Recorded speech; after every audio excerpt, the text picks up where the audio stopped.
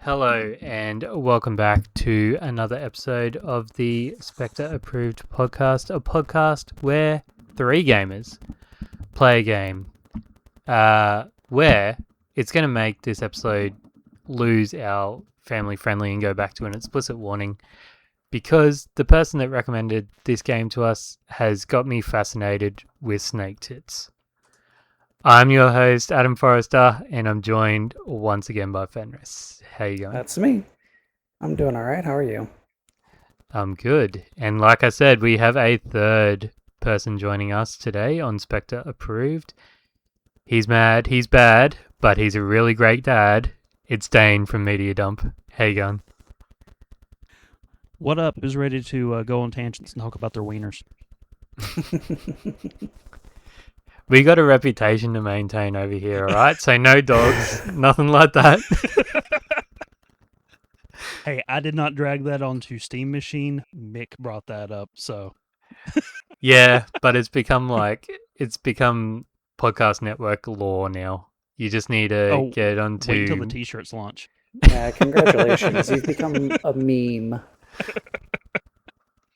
If you want context for that, go and check out Dane's podcast, Dane and Jeff's Media Dump. Yeah, where we've been talking about it for 2 weeks now. Or 2 episodes. Probably like 4 weeks at this point. Yeah.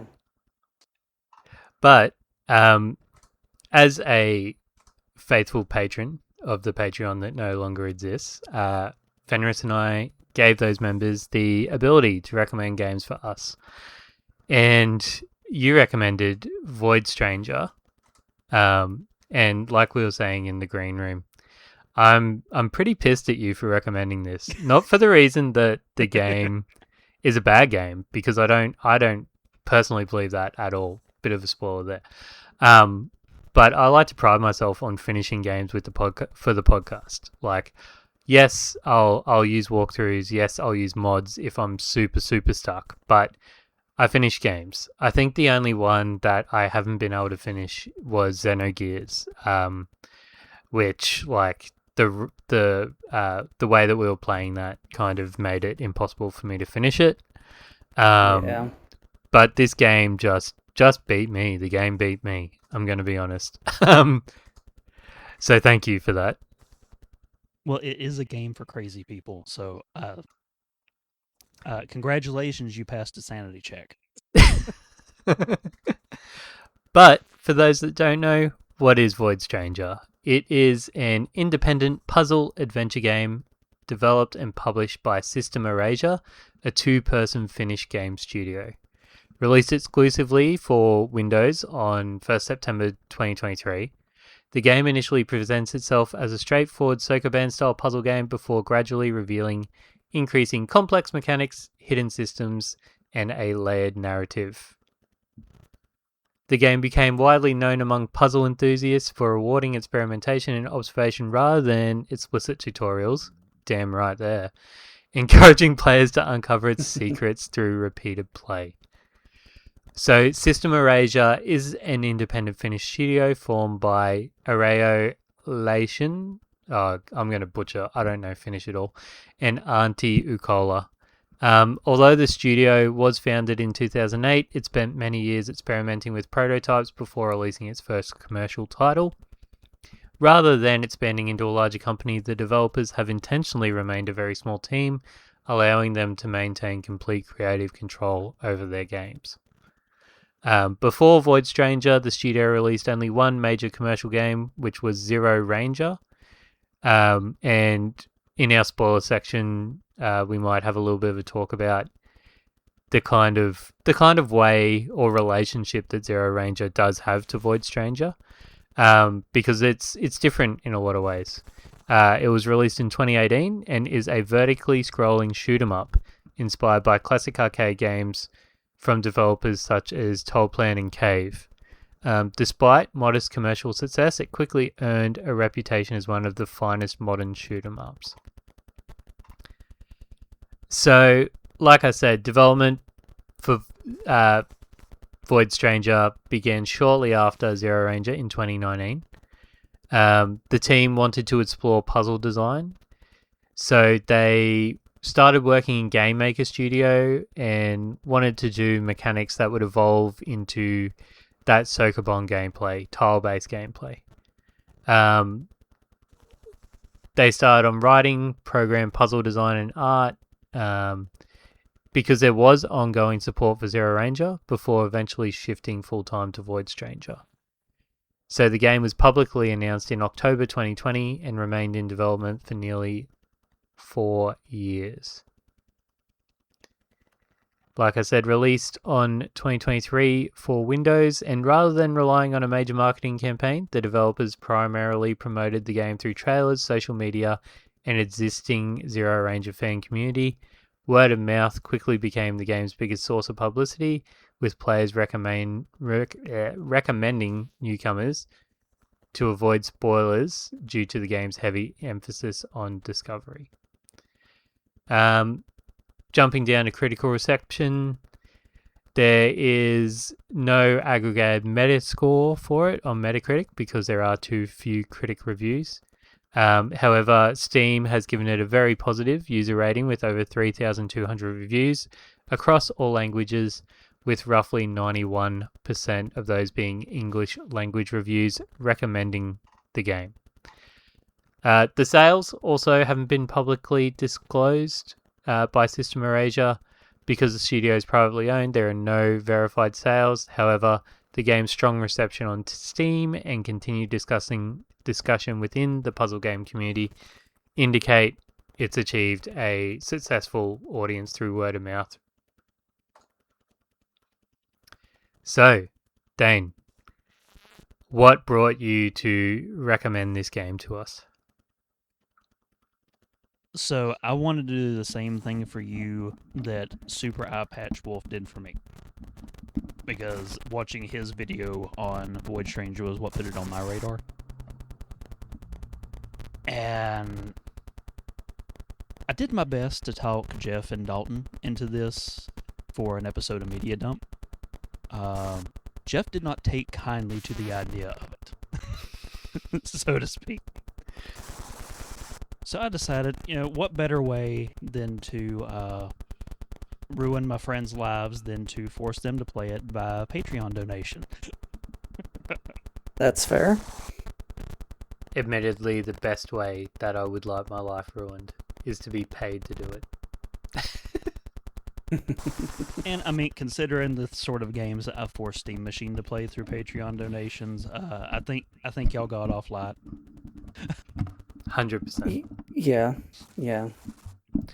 Because while they might have loved me for Metal Gear Revengeance, they did not like Duke Nukem Forever.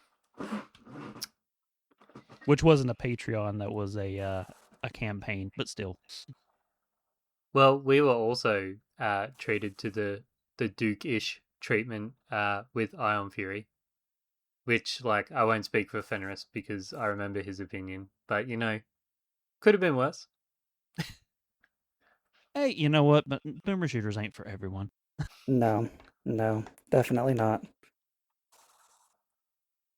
But that was more of a troll towards Willie by proxy, because he got so mad that I suggested that one for y'all instead of for him.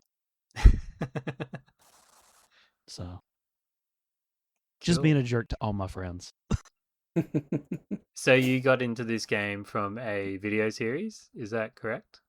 Yeah, Super Eye Patch Wolf, who got started doing anime video essays and kind of transitioned into wrestling, video game, or whatever he feels like this particular quarter of the year.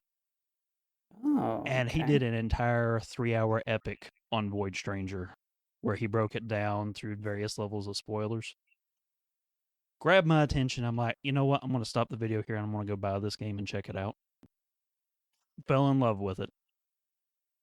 Beat my head against that wall for hours and hours. Then I came back and finished his, and I was like, you can do what? So even So, though he spoils a lot of the mechanics, he still doesn't really give you all the answers in the process of his video. So there's still a lot to discover, even if you go check that video out. Yep. okay. So Because what about the game is it that you really liked? I like a good puzzle. I mean, Okay. I am Mr. Puzzles after all. It seems appropriate. And any game that teaches you its mechanics through death and punishment, a la things like Dark Souls, Hollow Knight, Devil May Cry, is the sort of thing that grabs my attention. And the fact that they could do that through a puzzle game, which this game gets super punishing when you get later into it as you progress through, uh, definitely appealed to my masochistic side. All I right. probably lost a good 60 hours into this on my first full playthrough, unlocking everything. Not bad. I believe you had something to ask, Adam. yeah, because I think I saw you posting about this in the Steam Machine Discord, probably last 2025 or 2024. Because I think you said back then it was your game of the year for that particular year. Yeah, that sounds right. I think it was maybe this time last year, maybe a month from now, whenever I first picked it up. Maybe a little earlier, maybe a little later. So you played this on Steam, and you said Yep, it took about 60 hours to fully complete the game. yep. That's all the different routes, all the endings, all the little hidden nooks and crannies, collectibles, and all that jazz. I sunk about 60 hours in, and then the final hidden puzzle in the game allows you to completely erase your save data. Mm-hmm. Oh, And I've yeah. probably played it twice since then. Nice. Once for this, and then once on the in between. Yep. And Hmm. you were kind enough to gift us this game as well. Yep. Fenris, so we all played on Steam. Fenris, how Mm-hmm. many hours did you sink in? 5 And hours. okay. Enough to And beat the game. yeah. Okay. So Enough to roll credits the you first roll time. credits the first time, yeah? Yes. Excellent. I did as well. Um, I briefly met the second playable character. I'll just throw that out there. It's a mild spoiler. And to get to that point, it took me 14 hours. Steam is telling me Okay. because I am a dum dum and I struggle with puzzle games. Um, your first impressions, Fenris? Um, I enjoy a good puzzle game, and I enjoy. Well, it's just I enjoy a good puzzle game, but this one was a bit much. Okay. That kind of aligns with my first impressions because I died on the first floor of the dungeon. Um, we might actually set the scene. So you play Gray. I think you learn that name quite early on, um, and you're going down into a dungeon to find something that's precious to Gray. Um, that's all you know, and you're shown a symbol of a pendant, and you're on the first level of the dungeon, and you go to a chest and you get a staff out of that chest, and you've got a void, and you're like, I was like, how the hell do I get across this void? The game hasn't told me anything. So I'm like, oh, maybe there's an invisible tile. So I go to walk out one square out into the void, and my character starts falling. I go back and I'm like, maybe not. And by the end, I'm just like, you know what? There's got to be something. So I just pushed it that little too far forward, and I fell into the abyss. But then That's how it goes. I had Yeah. I had someone come and talk to me, a little demon who offers me. He's like, "Do you want to die or do you want to be reborn?" And I'm like, "You know what? I'll take the deal. Let's make me reborn." And that gave me a different different playthrough already to Fenris in things you can do. I mean, nothing bad ever happens when a little puffball offers you food in the underworld. I mean, eating it always ends great. Yep. Yeah, I'm like, I just don't want a game over. I'll give this a go. And yeah, I went from there. I finally worked out the mechanics of like I said in the development spiel, focusing on Sokoban, so moving tiles. So I guess the most basic premise of the game is you move tiles around yourself to go lower and deeper into the dungeon. I think if like we had to give an elevator pitch, I think that'd basically be what we could say. Yeah, and that right there can carry you through to the end of the game, and all endings just pick up a block, put it somewhere else so that you can get to the stairs. Yep. Until about like floor 20. Because then you have to worry about other things. Yeah. There is combat in this game, for want of a better word, or more like enemies that can kill you. So yeah, as you progress deeper down the dungeon, it becomes more dangerous. You meet other people, which was quite interesting, and get to hear their stories. Or you can push them down a hole. I did. I watched a YouTube playthrough of this game, and that is exactly what the YouTuber did. I will have to find his video to give him proper credit, because he did a fantastic job. He was very knowledgeable about the game. But when he did that, I'm just like, oh, okay. I did not know that was an option. And that's what I constantly told myself throughout my time with this game. Oh, wait, that's not an option. Or I didn't know that was an option. And that's basically, yeah, how I would sum up this game. The greatest puzzle of Void Stranger is dealing with assumptions. Because there are so many things that the game leads you to assume that you can or cannot do, only for you to later, usually by accident, discover, oh wait, that was something I could do all along. From level 1. Yeah. It's only just a little frustrating. Oh, I wanted to, like, punch a baby. I was so angry at several points my very first time through this game. I have a way with words. But yeah, this is a very, very frustrating game. It is by design.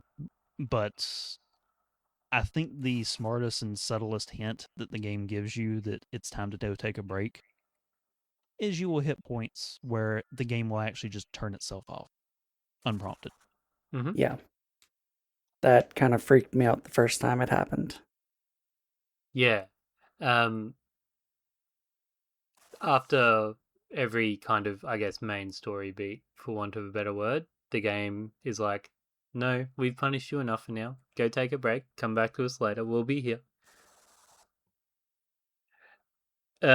If I had to describe the graphics, it would be very RPG Maker. Pokemon. I haven't. Game Boy. You reckon?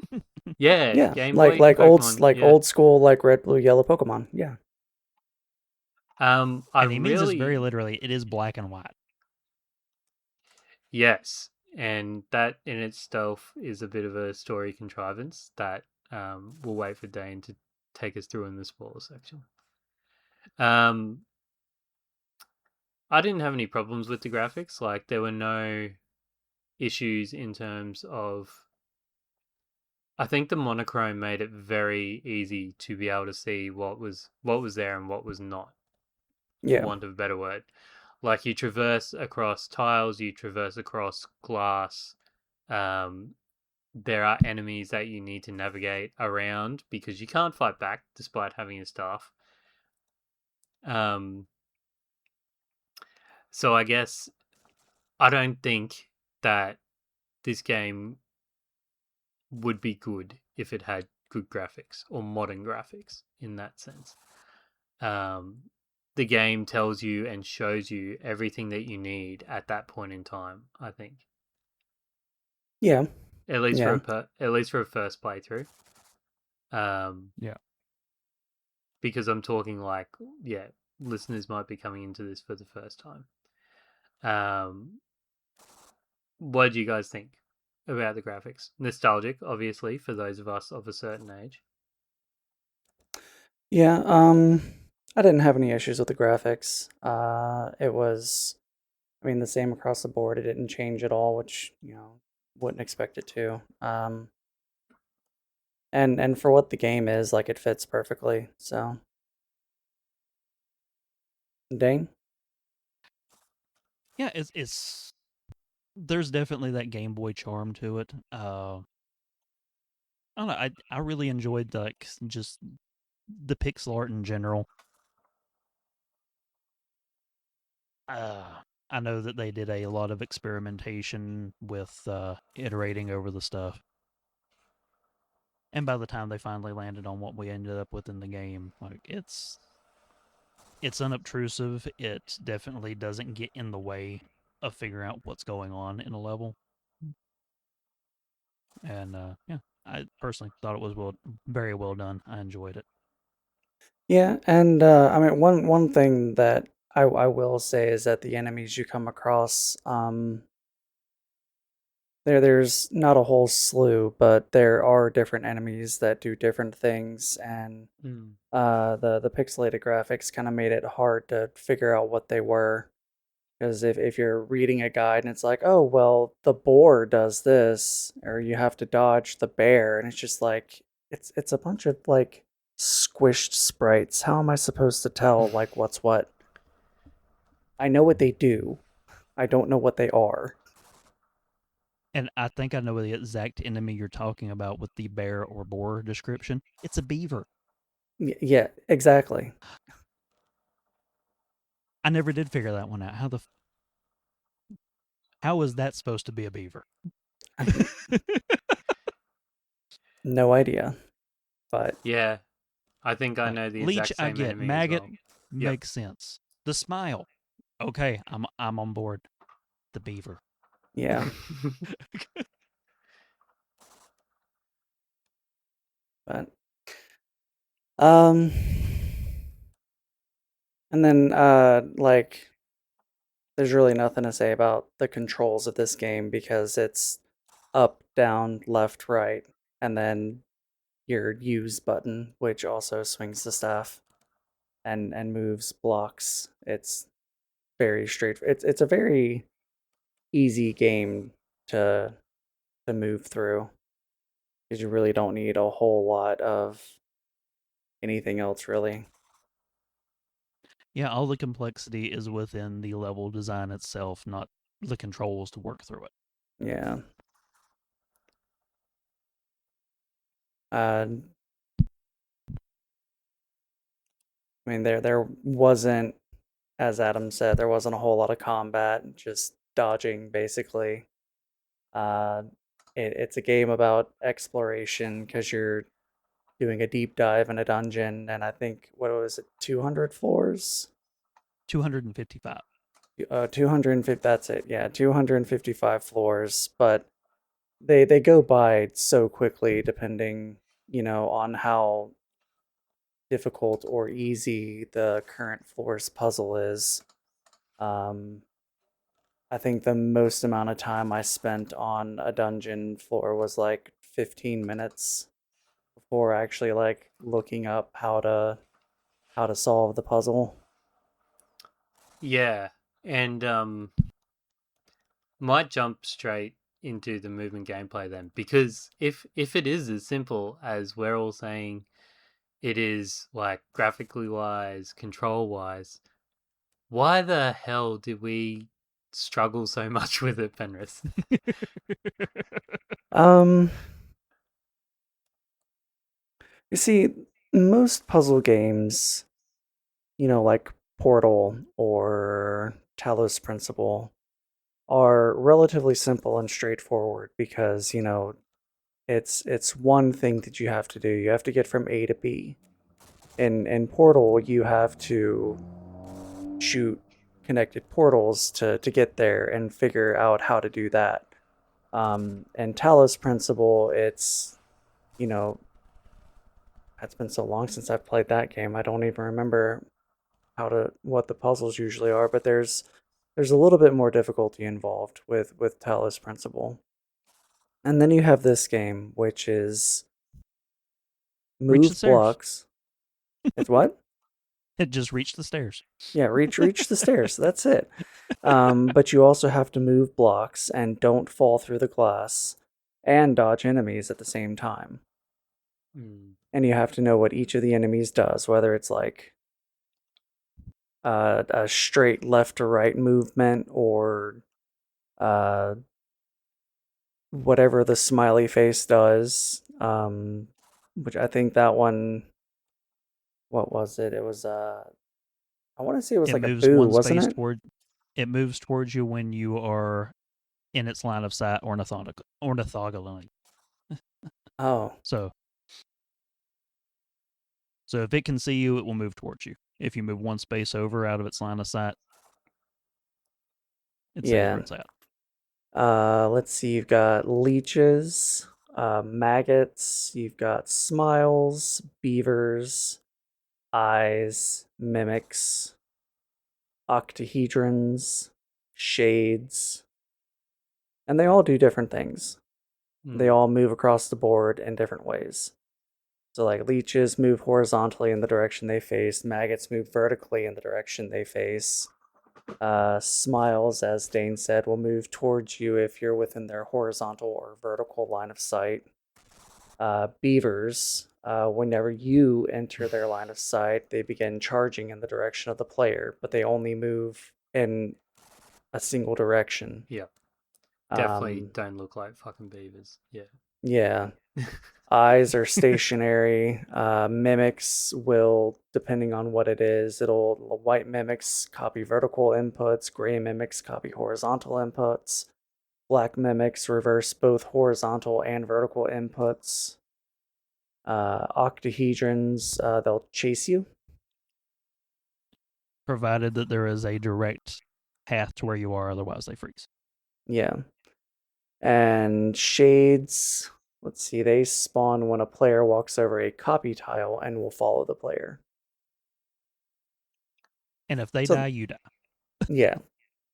So you have to remember which enemy does what while you're also navigating this grid while trying to figure out this puzzle, because every enemy does something different and you have to figure that out on top of what block needs to go where and how to move and dodge the enemy while trying to get to the stairs. It sounds a lot more simple than it actually is. Oh, 100%. But I actually had some pretty good runs. Like there were times where I'd complete 8 to 10 levels in a row without dying. I think my biggest sticking point was, I think it was floor 22, where you've got the maggots that um, are lined up and down, and you need to progress through them and like offset. They're all moving in time with each other down one square per one square that you move, and you need to like offset them to get past them to get to the stairs. I think it's floor 22. And I need to go to a video walkthrough for this because I butted my head against it a good 15 times, and I'm like, you know what? I'm just gonna watch to see how an expert does it. So I'll put my hand up straight away. I used a guide for this. Fenris, you did also. I think it's fine to say. I did. Because The like I said, hexy guide that you showed me though to begin with. Tell me about that. The written guide that you tried to follow for this game. the written written guide. Yeah, there was. That sounds like a nightmare. It was actually, once I figured out what the guide was saying, it was actually a lot easier to follow than I originally thought. Because it was basically just a walkthrough Um, I'm trying to find it now, but let's see. Oh no. Oh yeah, it was a hex. Yeah, it was the hex guide Yep. that I had to walk away from because I couldn't remember that and I couldn't figure that one out. But I found I think another one.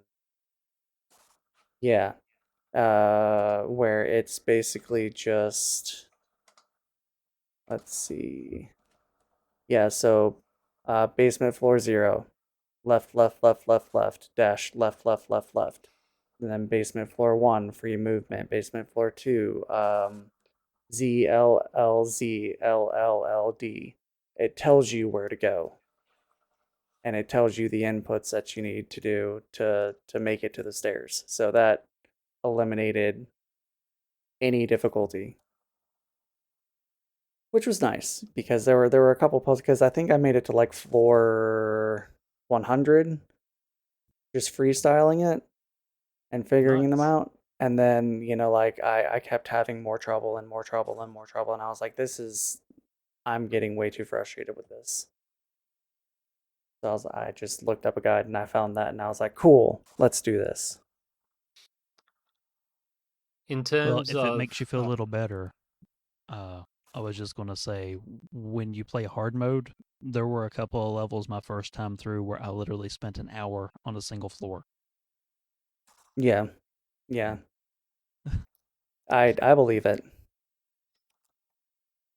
have It you ever looked at a guide for this game, Dane, Me? or you just raw dogged it? Um, so I did use a guide to help me find the collectibles whenever I was going from a 100% run, Mm-hmm. just because I didn't want to have to play every single level to get to all of them and remember which ones I'd missed and that. So I did use a guide for the first time I collected the 100% on that. Mm-hmm. But as far as walkthroughs on the actual stages themselves, I only used it on a very secret, hidden, like super post game mode called EX mode. okay. I'll be honest; those levels can take a long walk off a tall cliff. Uh, fuck EX mode. It's not fun. I played it. I beat it. It's not fun. Sounds like it. And that's coming Rest of the from game you. I'll love, but yeah, that was just uh they cranked it up to 11 and they said, how can we really ruin Dane specifically's day? It felt like a personal attack playing through EX mode. I'm Yeah. not saying you deserve it for all the trolling that you do, but Oh, it couldn't have happened to a better person, I'm sure. I guess does does the game respect our time then? Like, and I've got a controversial opinion, so I'll let you guys go first. uh, for what it is, I think it does. Um, because it's not an idle game, but it is a game that you would just like a roguelite. You jump in, you do a couple floors, you jump out, and then you just wash and repeat. So like it does what it's supposed to. Um, but for Adam and I having a relative schedule, we tried to do this in as little time as possible. So in that sense, I don't think it does respect your time. But as just a regular game, I think it will. Because like I said, like it's not something that you want to jump in and do all at once. Hmm. Dane? I'm kind of with you there. It is a very yes and no on whether or not it respects your time. For what it's trying to get across, I don't think that the game could work any other way and its messaging still be effective. Yeah. But can agree with that. if you are a completionist and in a hurry, it will waste hours of your life for a single mistake. Because there is a mechanic in the game which will start you back on floor 1, starting in hard mode, if you make the mistake of stepping on the stairs at the wrong moment. Oh.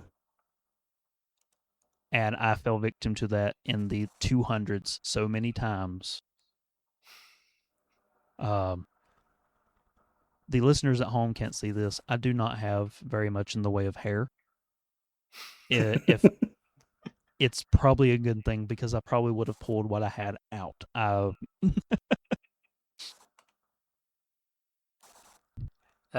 that's kind of my stance. Yes and no. Turns out my opinion wasn't that controversial. Because I align with you guys. I feel like the game's got a pretty generous save system.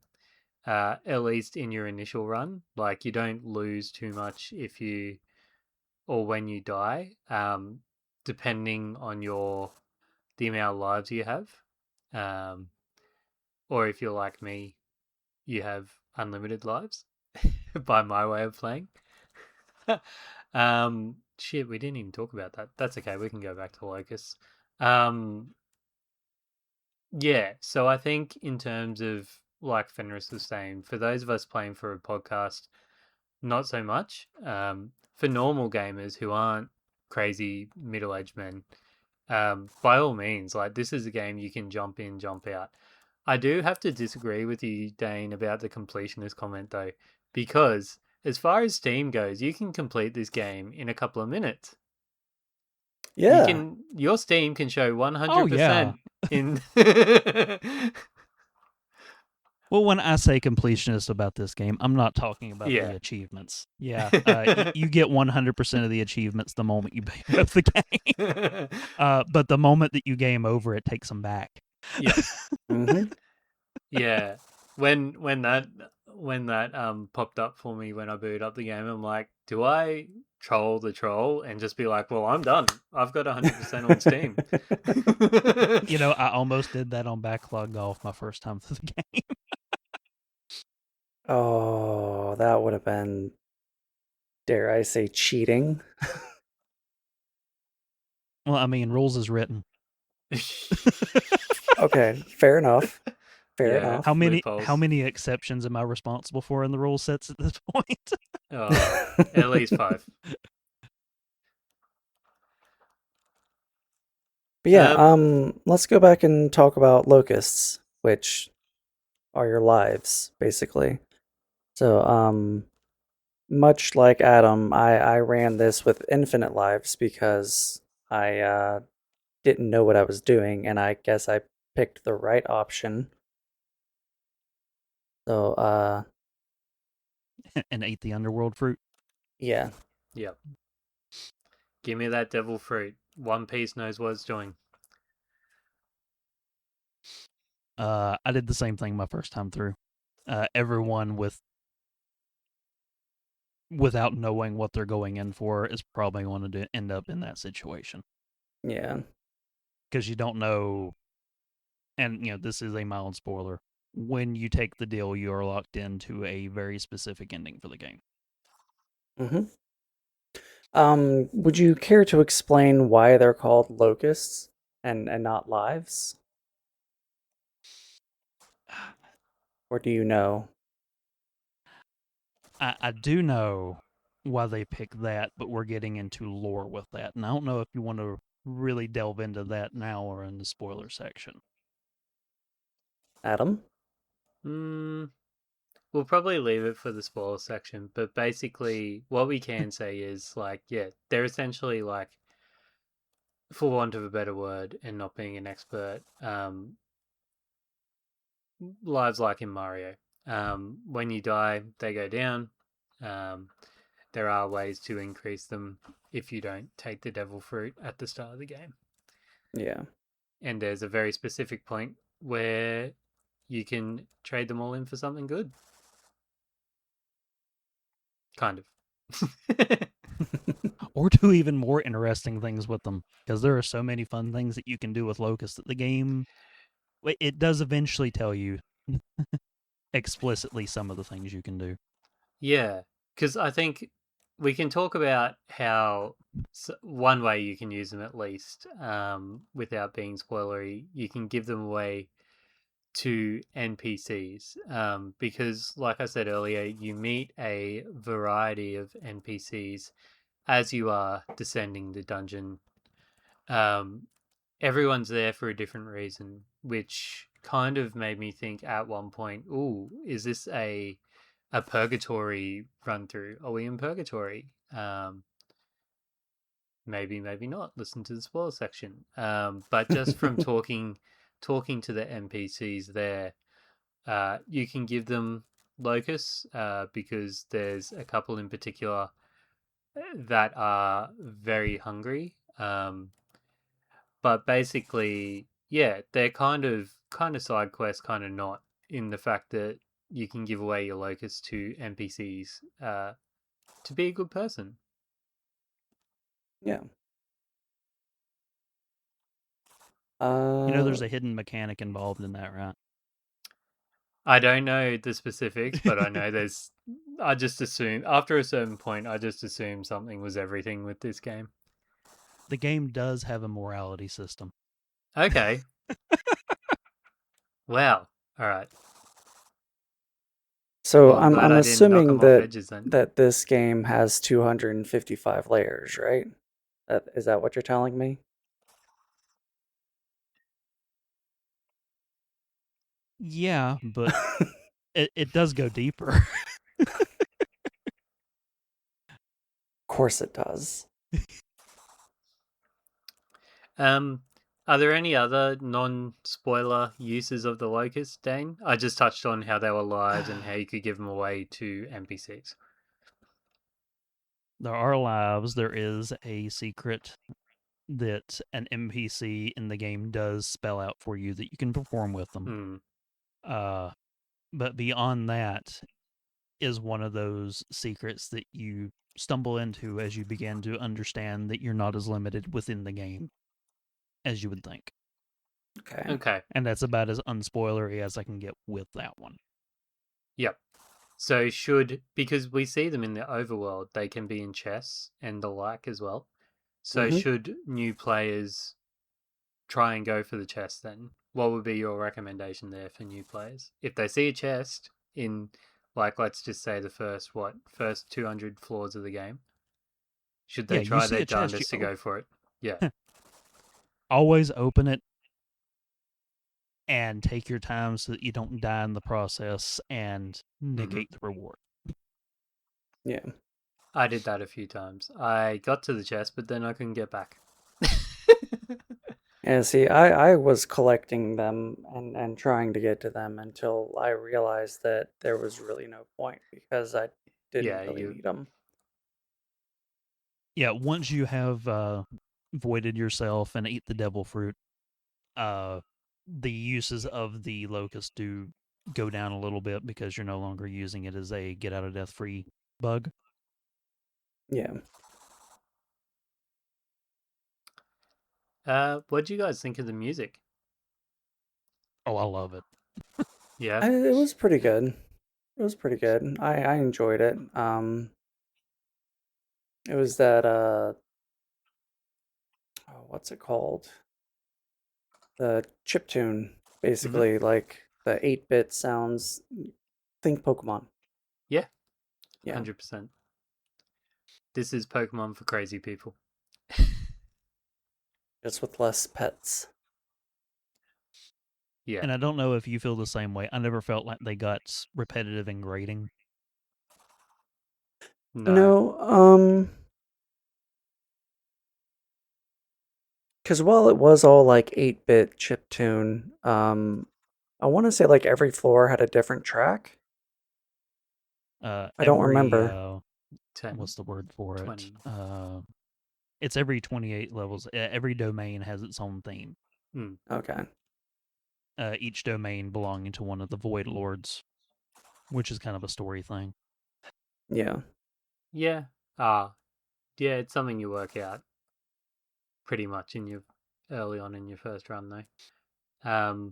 Yeah, so music was done by Lation.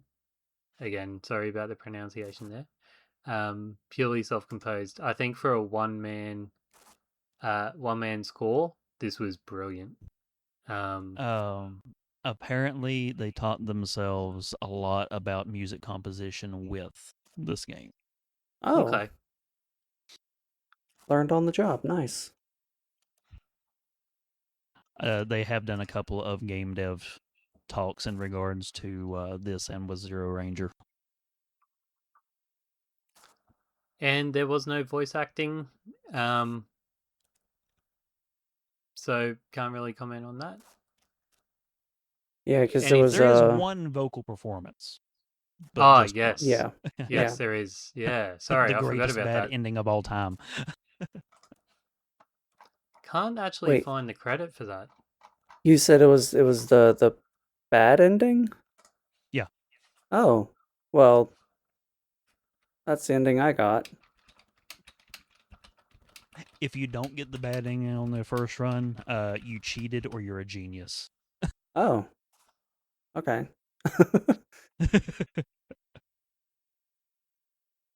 Here we go. Yeah, so yeah. and sorry, I just want to give credit to the singer. So yeah, Voided, which is the closing theme, melody and vocals performed by the artist Eva Mari. All right. Which I have to say, just playing through it, not knowing that's coming, and then all of a sudden the chip tunes are disturbed by this haunting feminine vocal track, catches you off guard, and it gave me the feels. Yeah. 100%. With where the story went by the end of the first playthrough, yeah, it was great. So we've already basically gone over the premise of this game, and it's get to the stairs. And that's it. But every so often you come across a tree where you get little snippets of story, which was nice. Because you're playing, as Adam said, as Gray, this character who is, as you learn, looking for the princess Lily, I believe her name is. Yep. And whenever, as you're going through the dungeon, you come across several of these big white trees. And for someone who, I don't remember the story reason behind it, but she's got some amnesia going on. And the trees kind of give you little snippets of the story leading up to why she is in the dungeon. Mm-hmm. Or does it? Or does it? Yeah. Yeah. Having said all that, I feel like the little snippets of story gave me a well-rounded cast of characters. Mm-hmm. Not a whole lot of backstory or lore in these little, I'd say, like anywhere from 2 to 5 minute videos where you have to click through the dialogue. But for the story that I got, I liked it. Kept me entertained. So 100%. They also do some fun things with gameplay that I think in the first memory tree, that I was like, oh yeah, I'm feeling this. That's where the game had me locked in. I'm like, story wise, I am locked into this game now. And they're spaced out just far enough that it really makes you want to dig deeper and go further, so that you can see, well, what happened next. We just dropped it. yeah. And then you get this kind of mechanical change up because the game mechanics go back into a free motion or a cutscene or turn-based combat. Oh Dating simulator yeah, rhythm Yeah. game. yeah. Oh, I forgot all about those.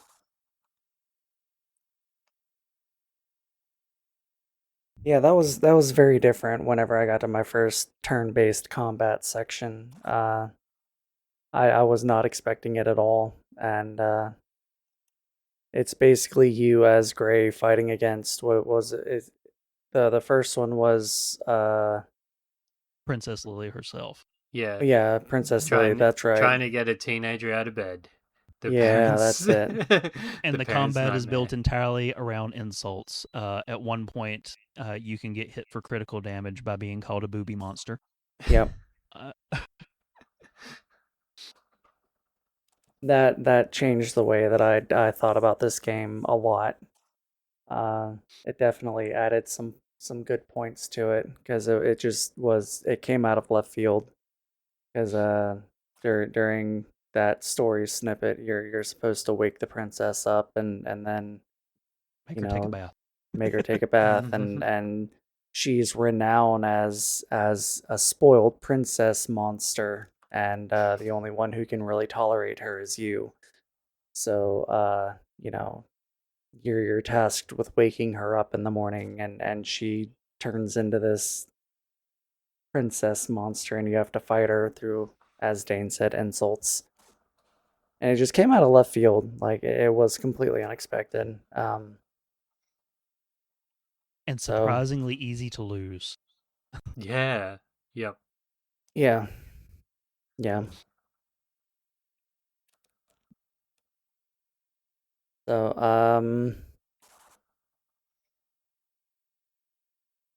hmm. Well, that probably falls under like my memorable moment was when I started looking at that sort of stuff and seeing how the game was so much more than just working out puzzles on a dungeon floor. Um, was there any other standout non-spoiler moments that you guys had? Yeah, that's pretty much mine as well. There was another part that I didn't see coming, but we'll get to that later Mm-hmm. because it's a bit of a spoiler. Dane? I kind of knew a little bit of that going into the game as far as like some of the story beats where I'd watched part of the Super Eye Patch Wolf video. That's So fair. the biggest standout moment my first playthrough was getting to that bad ending and getting a vocal track after having all the chip tones. Was just that moment and how it carried the emotion of the ending, which is not a cutscene, it's a playable ending. Yeah. Wait, So what? yeah, you continue playing through as the ending is playing out. Oh, I okay. mean, you All right. could just stand still and let time carry the ending out, but you can continue to play the game. Mm. Got it. Which makes it more sad in a way. Yeah. So having So, said that, the story was definitely enough to carry the gameplay. Um, every so often, whenever you got it, and then getting that haunting melody at the very end of the apparently bad playthrough. Um, and that begs the question about how immersive it was, and I think it was. Um, for being stuck in a dungeon, I feel like the developers did a really great job at fleshing out the story and the characters and giving you a sense of urgency mm, because you know you are the lady in waiting to this princess and it is your job to protect her. So as the floors go on and you get the bits of story, like I definitely felt a sense of urgency trying to find this missing princess. Yeah, I agree. I definitely know now that if I'm ever trapped in a dungeon, that I'm gonna go crazy within like a couple of minutes. That's how immersed I was in this game. The fact that dying in it didn't bring me out of it, um, like that's kind of what bounces me off Dark Souls pretty quick.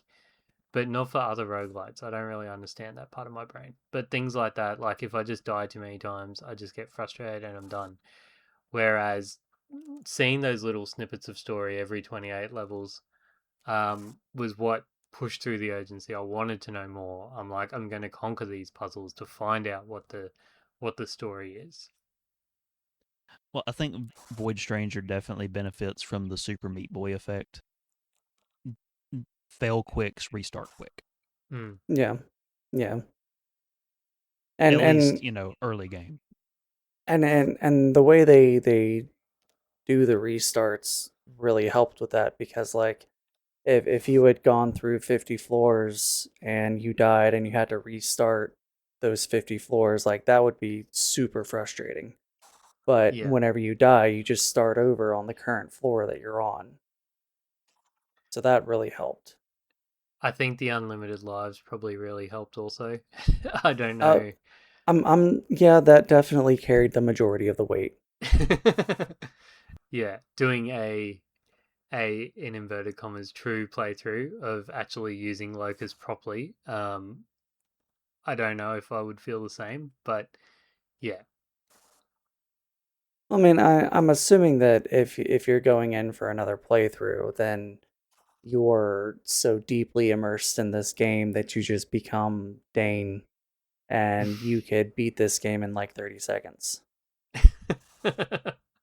So, My record speed run, I think, is more akin to like 10 minutes. But, yeah, I've got like 6 front and back pages in a notebook dedicated to the notes for this game that I can't memorize. that's a lot.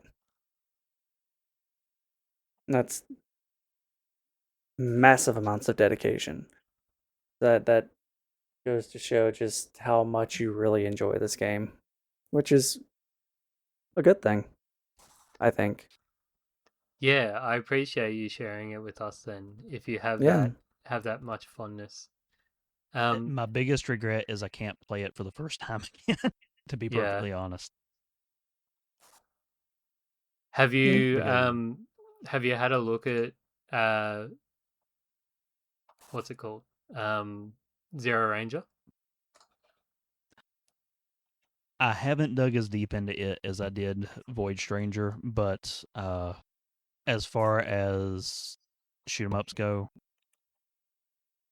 not normally my game, Hmm. but I've definitely enjoyed what I have played with that one. Okay.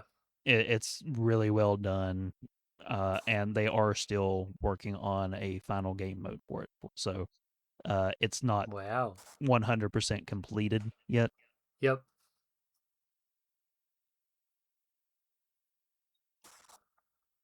And do you happen to know if there's a third game on the horizon for this development company? I might just jump into Steam quickly and see if they got anything else planned. They have Where's their confirmed that store they page? are developing a third game, but they have also said that we'll know about it when it's ready to come out. Okay. They're not falling into the Silk Song trap Hmm. of, hey, this is the game we're working on, and then fall radio silent as they go perfectionist on it. Yeah. Fair enough. Cool.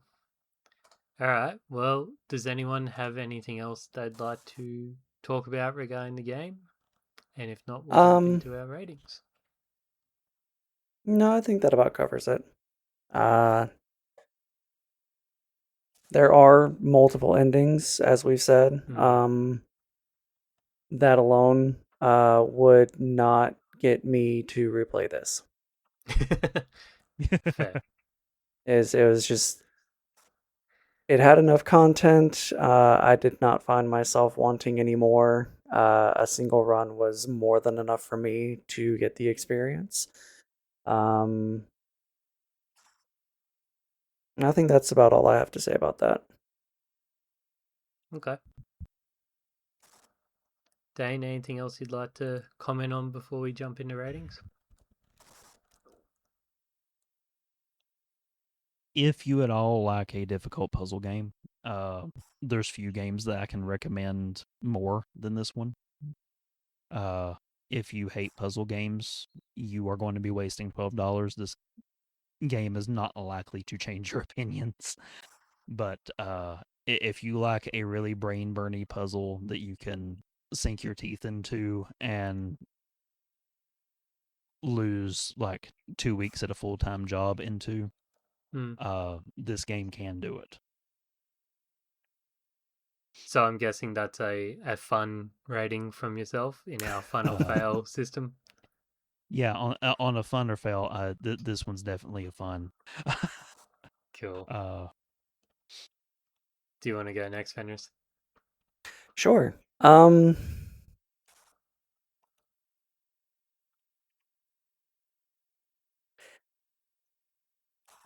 It's not fun for me. The cons outweigh the pros, and it's there was just too much for such a simple game. It just really, outside of the story, I had this issue with Greedfall. It's just outside of the story, there wasn't a whole lot for me to cling on to. So, Adam? I am going to give this game an overall fun. I think that even though I'm not a masochist, I do enjoy difficulty. I'm very thankful that there aren't any mods for this game at the moment, that it's not big enough so that you can cheat it, because this is one of the few games that I feel going through the base experience for at least the first run of 255 is very valuable. To learn about the game, its mechanics, and yourself as a player to a point. The story was definitely what kept me going past like floor 100. The puzzle variety did and is really commendable though. They're still introducing mechanics a solid way into a first playthrough. And like I said, for those achievement hunters, it's an easy 100% on Steam if that's what you're into. You just have to go into the game, close it out, and then you're done. But in all seriousness, similar to the recommendation for yourself, Dane, if you do like puzzlers, particularly block or tile type stuff, and even if you're someone that likes a really, really good story, you still have to like puzzles overall. I think this game will be a good one to kind of help you kind of scratch that itch. Because I'm very interested to go check out Zero Ranger, even though it's completely different gameplay.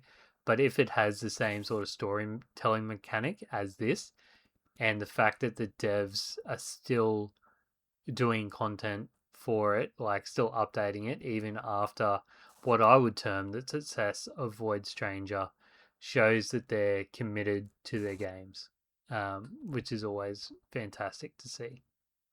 So this was a fun for me after my long-winded thing there. Hey, I'll take a 50-50. Like I said, Cool. I can definitely see where it would be a fun game, but for me personally, it was just not. I Hey, that's will fair. I will say, please don't choose something like this for a podcast game again,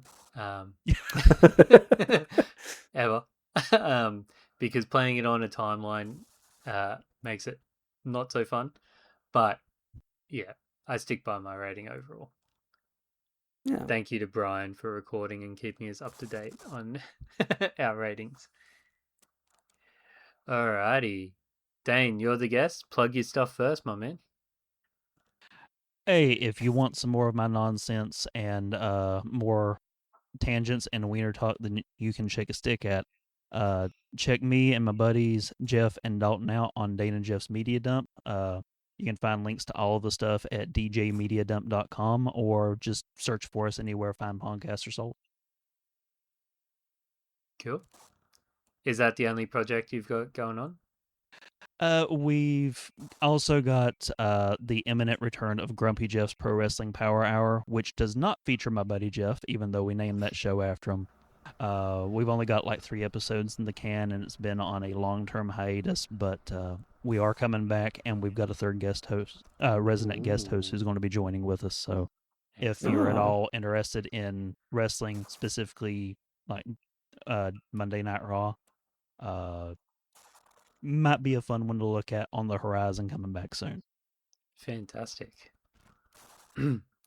So even though you guys know us because you're listening to us, you can find us over at Spectre Approved. Any rate, shares, reviews, anything like that helps the show get seen.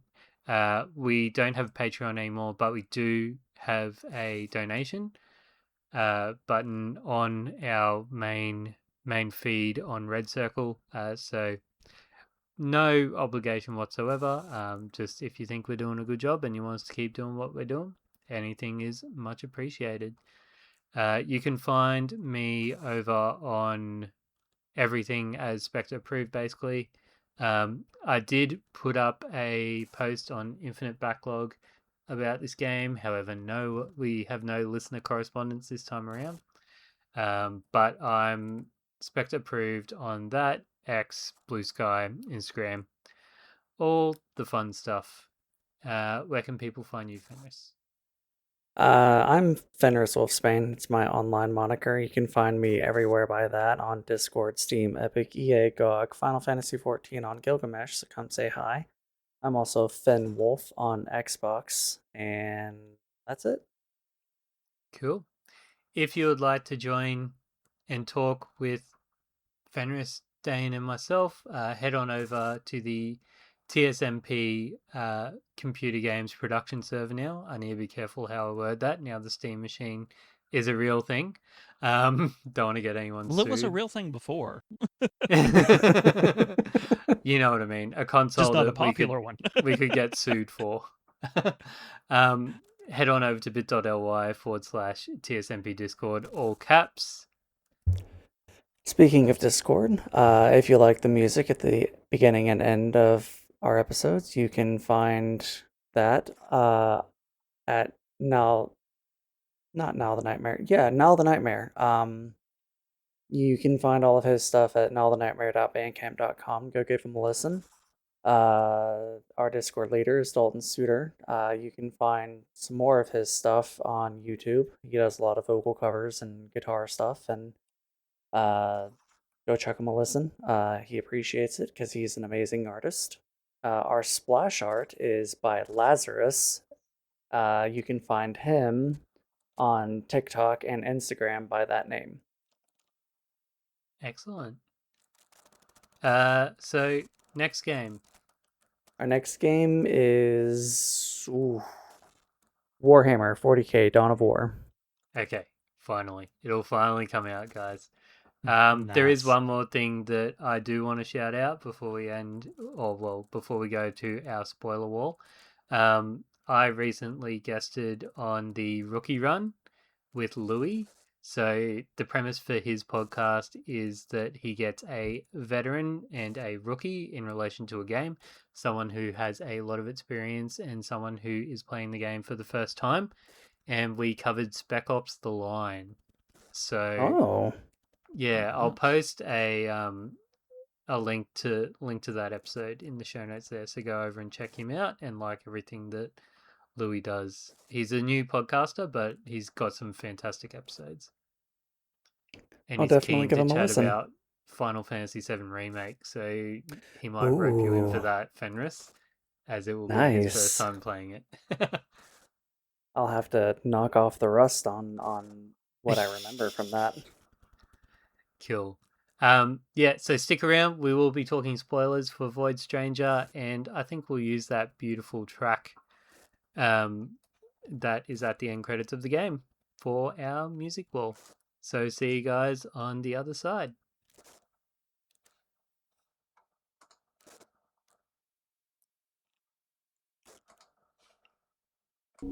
One toss and I'll forever be blind.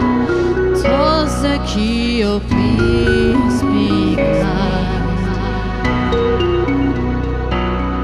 In this state of oblivion, silence goes on. My bearings stay slow. My walls stay strong. I hold on, I hold on, I hold on. 'Cause that's the only thing, one thing that I can control. Grievance is mine, my sadness is mine, my loss is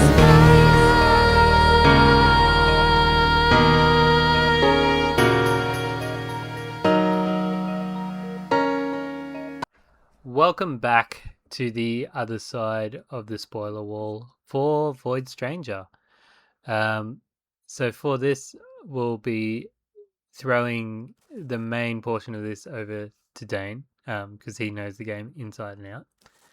But Fenris, kick us off with, I guess, the first part of the spoiler territory. Yeah, so I'm not gonna go over all 255 puzzle mechanics. They're puzzles, you have to solve them.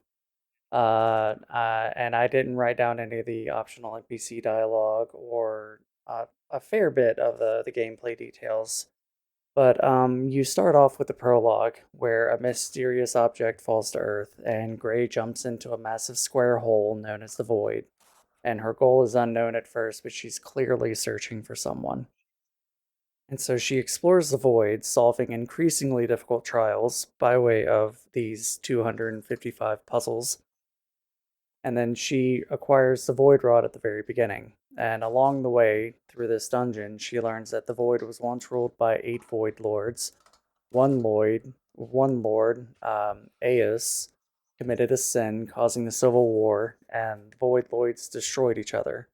The strange inhabitants are remnants of that conflict. And another Void Lord, Gore, tells Gray about the Void's treasures and hints that someone waits for her at the end. Every 28 floors, Gray sleeps beneath a tree and relives memories.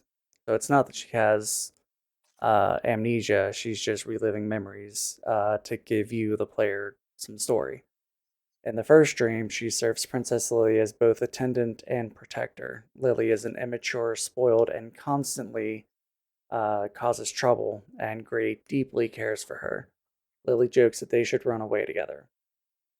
In Dream 2, the king pressures Gray to control Lily, and Lily resents being forced into a political marriage.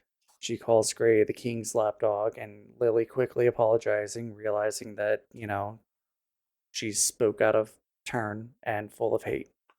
And then Gray promises that she'll always support Lily as a friend. In the third dream, Lily travels to meet a foreign king for marriage. Bandits ambush the convoy. Gray effortlessly defeats them, revealing she's actually the legendary warrior, Gray the Destroyer. King Johann rescues Lily, and Lily immediately develops feelings for this new mysterious character. In Dream 4, Lily becomes infatuated with Johann. Gray and Johann begin talking privately. Johann respects Gray's strength, and Gray reveals she wants to leave her violent past behind, and Johann becomes interested in Gray personally. In Dream 5, Lily is obviously in love. Johann arrives from being away somewhere, and he and Lily announce their engagement. Dream 6, Gray teaches Lily how to dance, and they discuss Lily's late mother. Gray admits the Queen taught her many things, and their relationship has become mostly or almost sisterly. Dream 7 changes everything. Gray gives Lily her treasured pendant to wear during the wedding. Gray secretly meets Johann. It's revealed that they made some kind of private bargain. Gray wants to cancel that.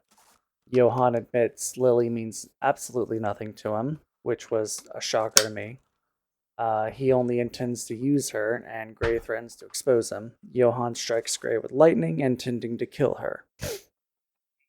And then Dream 8 and the final dream, you find out that Gray survives, and she returns to find Lily suicidal, because I believe Lily heard Johann say that she meant nothing to him. Am I correct in that? It's never vein? explicit, but it's kind of implied. Okay. So Gray saves her, and then Johann frames Gray for attacking Lily. The king believes Johann. Gray is arrested and sentenced to execution, and Lily gives up herself to save Gray. I lied. Dream 8 wasn't the last one. There's one more. So in the final dream, you have Four Eyes, who frees Gray from prison. Gray races to stop the wedding. Johann reveals the truth that he made a pact with the Void Lords who sacrificed his kingdom for magical power, and Lily is merely the final sacrifice. You also find out that he has been manipulating Gray from the beginning. He exploited her devotion to Lily, and then Gray prepares to sacrifice herself. Lily refuses to allow it and instead offers her own soul to the Void Lords. Zero Judge accepts Lily's contract. Lily disappears into the void. Johann's contract immediately fails. He loses all of his magic. Gray brutally knocks him unconscious, and Lily's final request is find me at the end of the void. And then you get to the ending, which is something I don't remember. Which, for good reason, because with the bad ending, which I praise so deeply, Gray loses her way within the void, and becoming part of it loses all hope as you just keep progressing through series of unwinnable puzzle levels until eventually she finds herself in front of a four-eyed statue next to a flight of stairs, which, when you step into it, transports you to the beginning of the game to play it all through again.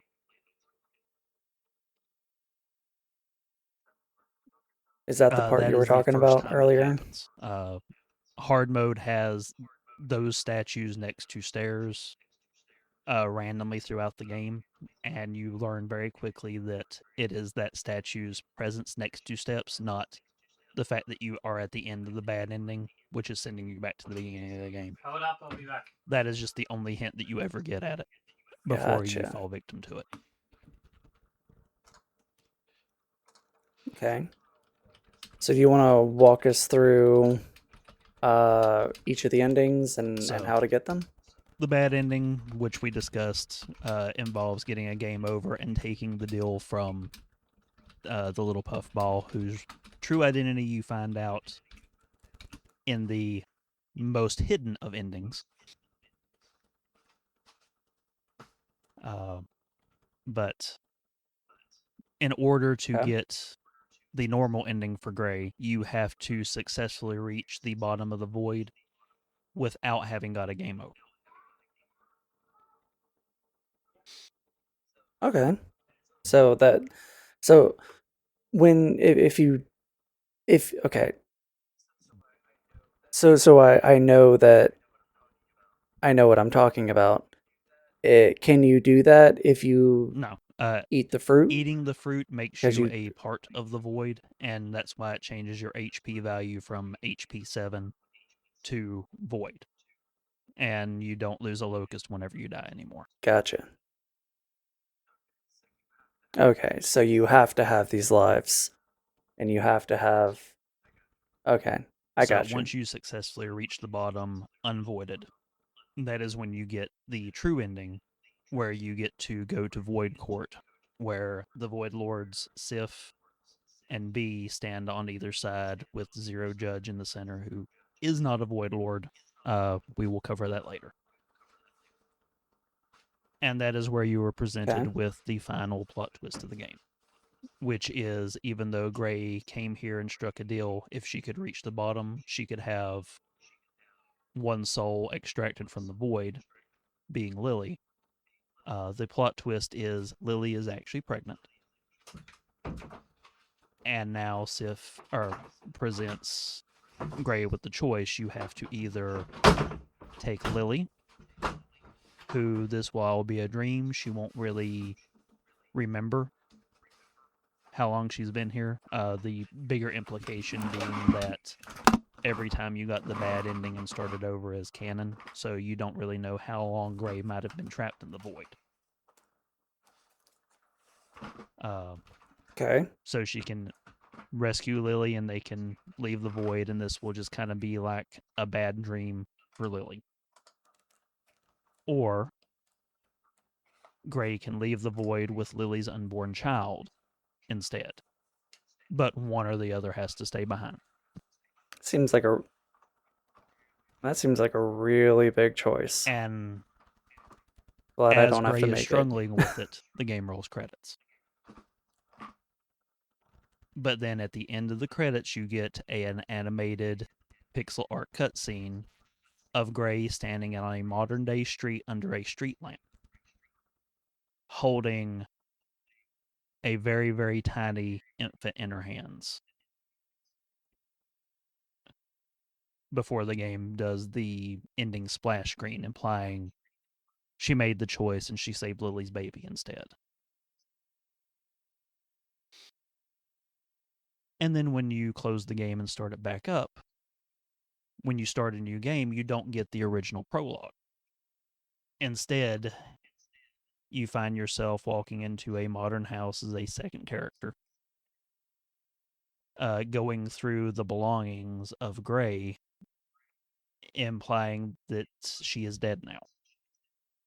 And that you are now playing as Lily's daughter, who, to make things nice and easy to understand, is also named Lily. But instead of Lily, it's what, Lillie? Yeah. And then while she's going through the belongings, she's after her birth certificate. And once she finds it, she notices a note written to her by Gray on a desk. And she picks it up, throws it in the trash, and goes to leave. When one of the Void Lords, Sif, pops in and shoves her down a hole, entering her into the void for the hard mode run. Oh. And this version of the void is much, much more difficult. It's the same levels as the original game, but with enemies that you didn't encounter till like late game as Gray. They are now appearing in like the first real puzzle of the game, like floor 3, I believe. You're having the dodecahedrons show up at that point. Gotcha. And having to navigate through these levels in much more dire circumstances makes Lily's run almost impossible to reach to the bottom without getting a void, even knowing all the tricks of the game. But as you go through, the same trees still stand for Lily that did for Gray, but this time you're getting flashes of what their life was like in this new timeline where Gray is raising baby Lily in a more modern setting.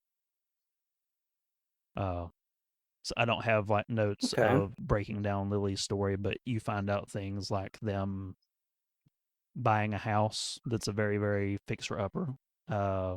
Lily making friends, Gray going out on dates in a dating sim at one point, which is entertaining. And building up. Sounds like it.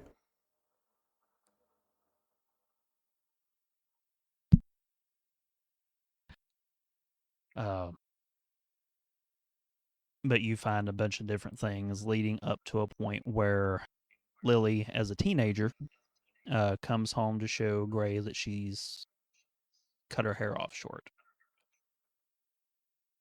And this is the point in the relationship that now young Lily no longer looks like a carbon copy of her mother. Gray loses her temper and slaps her. And Lily walks out and doesn't come back. So you've had all these kind of complex things of Gray raising the child of the princess like her own daughter and making the mistakes that a parent makes, trying to raise them to be one thing when they're clearly trying to be a different thing. And it's built around Lily trying to reconcile these different versions of Gray from her life as she's traveling to the bottom of the void. But unlike Gray, she doesn't really have a purpose for being here.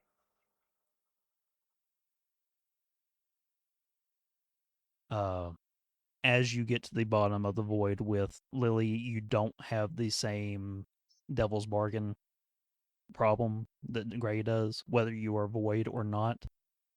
Only really changes like a little bit of extra background story that you get for the relationship between Lily and Gray.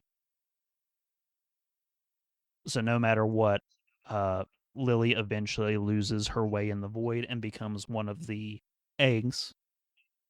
All those boulders that you saw, yeah, they're actually eggs of people who got lost in the void, lost their way, and gave up hope. That happens to Lily. And then one of the Void Lords, who you have not seen at any point prior to this, pops in and essentially restores her to life.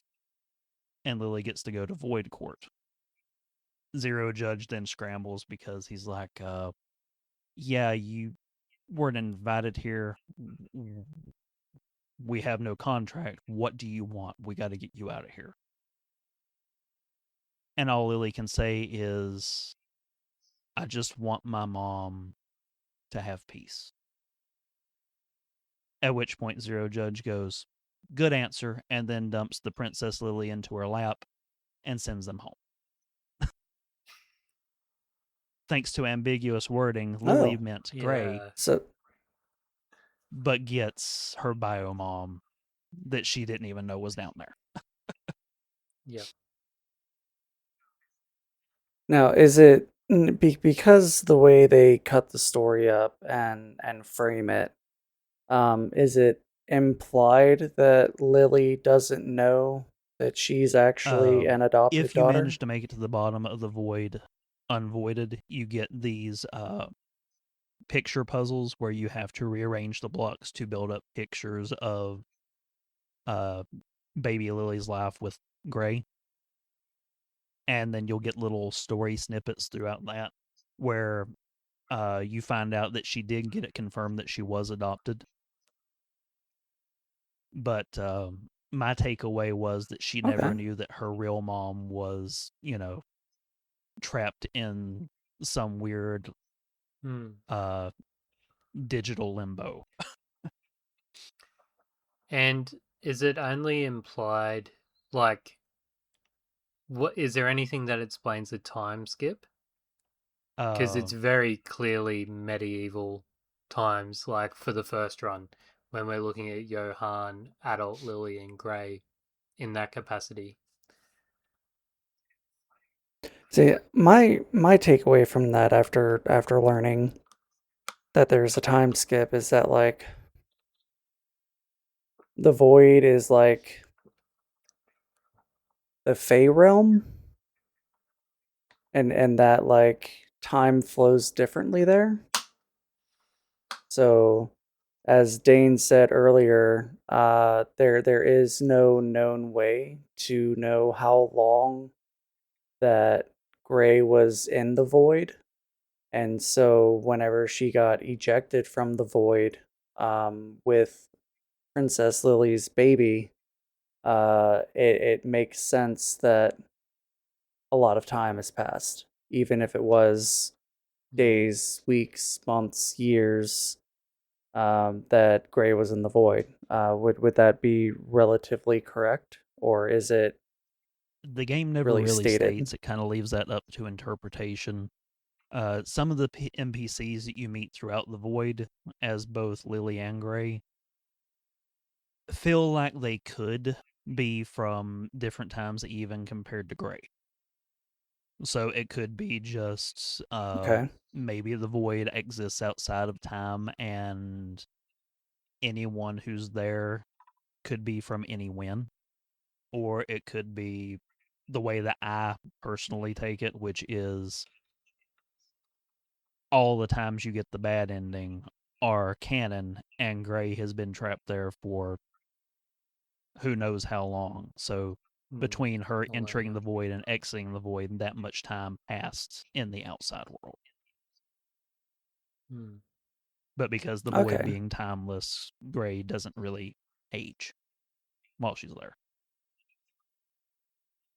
Or, it could be canon that you beat the game perfectly the first time you go in, and the Void Lords just eject you out in the future because monkey's paw. I sure hope not. Because good luck getting the canon ending. Yeah, and in the first run. Yeah, and it feels like the developers did that on purpose. Because that's something I've noticed over my many years of gaming is that like sometimes lore implications are not set in stone because developers like for individual players to create their own headcanons about things that happen. So maybe it was left intentionally void. Pun. Pun intended. Well played, sir. Well played. So, Do on the you want to notion. tell us about? Oh, no, you go ahead. no, what was your question? I was just going to say next, do you want to tell us about some fun ways that you can break the game with some of the little Easter eggs? If that's the final part of the story, I guess. Well, that actually plays into the very final part of the story, is breaking the game over Okay. your knee. So I guess kind of in a preface to that, I mentioned that the Zero Judge is not one of the Void Lords. That is a character from Zero Ranger. And anyone who, whenever at the ending for Lily's run, the Zero Judge's face mask breaks and you get a look at him, if you're very familiar with Zero Ranger, that's a big moment. A gasp moment. Wait, they're in this? And there are little cutscenes that parallel between Zero Ranger and Void Stranger. I'm not super familiar with Zero Ranger's story. I've always had to go off things that other people have said in regards to it because you got to play 2-player to get the story bits in it. It's weird. Oh. And I think it's all local co-op to be able to play 2-player on that. Unless you are super badass and can play 2 ships and a vertical scroller at the same time. Yeah, I'm not. Yeah, I'm not that good at shmups.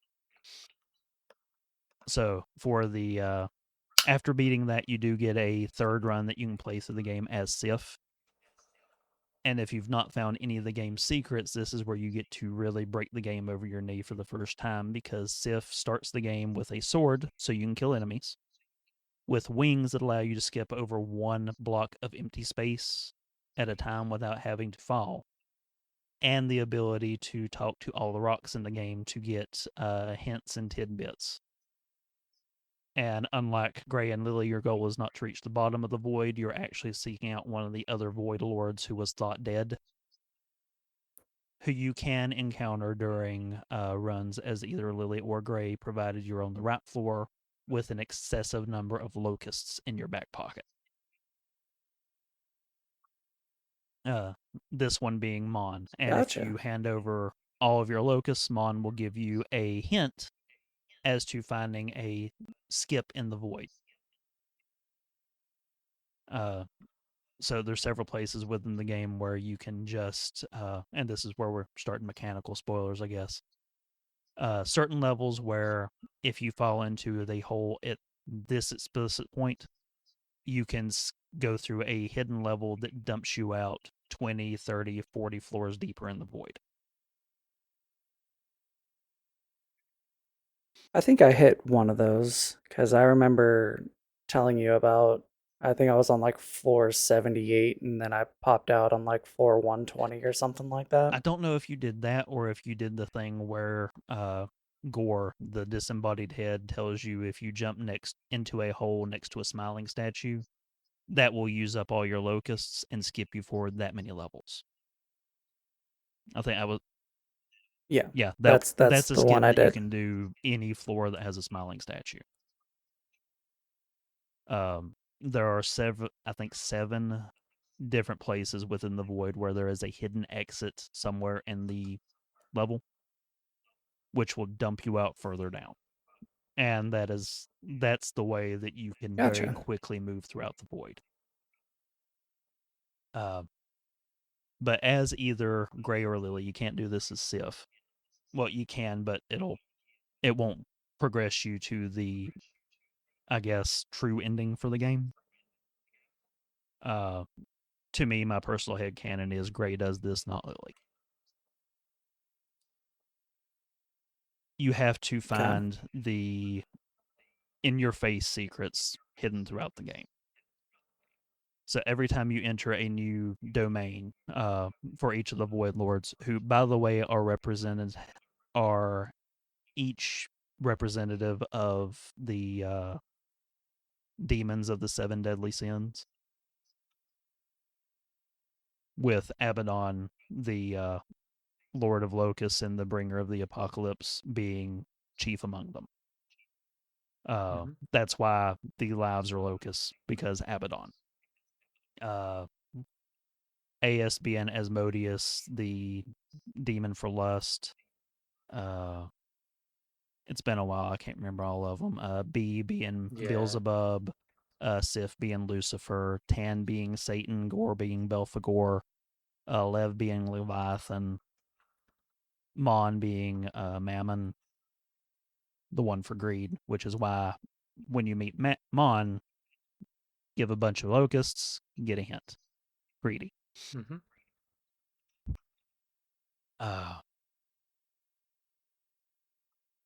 When you enter a new domain, there is a room that's no puzzle. There's just a mural on the wall.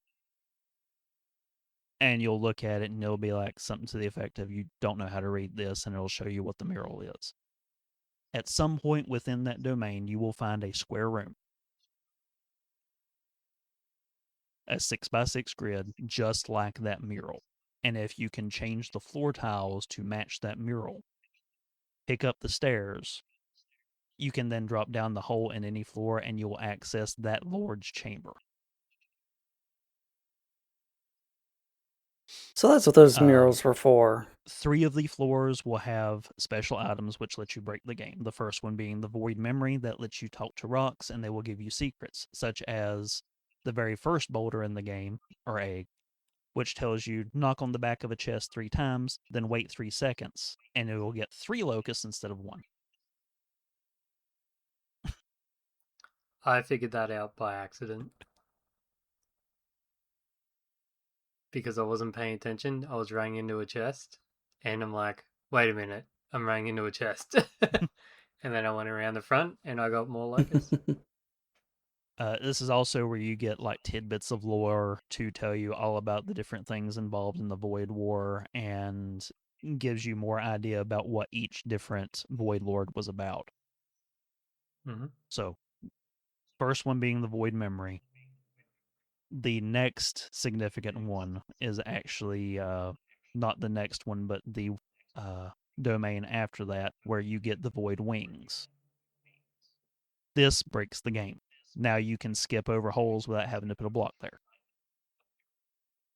And suddenly the entire game becomes a breeze. Levels that took a lot of back and forth and moving blocks, you can just jump over holes and avoid enemies like it's nothing. Then you get down a few more domains, and when you enter in, it's this being Tan's domain, you see a giant monster head on the floor with a sword sticking out of it. You pull the sword out, and you get turn-based combat in this puzzle game. This is the game's first boss fight. So Tan still moves only when you move. Will back up, raise up, shoot a massive Thanks, buddy. beam at you, trying to kill you, and you have to move through time and space, essentially, to win this combat. And now you have a sword, and you can kill any enemy in the game in a single hit using the same button press that you would use for the Void Rod to move a block. Before that, the only interesting. way to kill an enemy is to trick them into moving onto the same space at the same time. But now you can just walk through and stab everything, so the game is even more broken. So you can, I accidentally found one of these my first time through the game, and that helped me breeze through it. So I didn't have that hard of a time getting the true ending on my next run, as opposed to the bad ending on the first one. But the downside is when you start the game up as Lily, all of the void items that you discovered are still gone because Gray took them. So that ruined my hard mode run.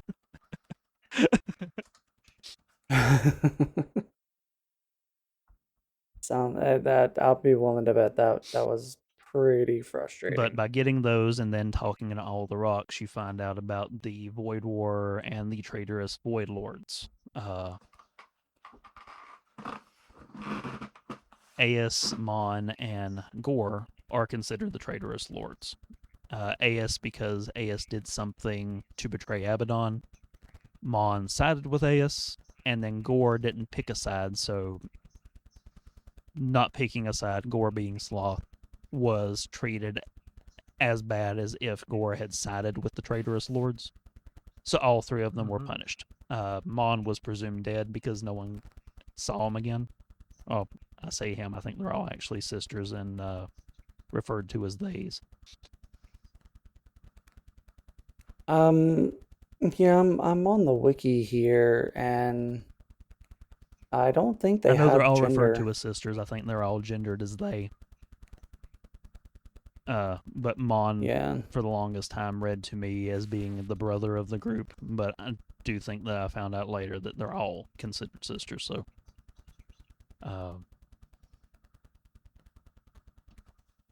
Mon has just been in hiding. And I really like the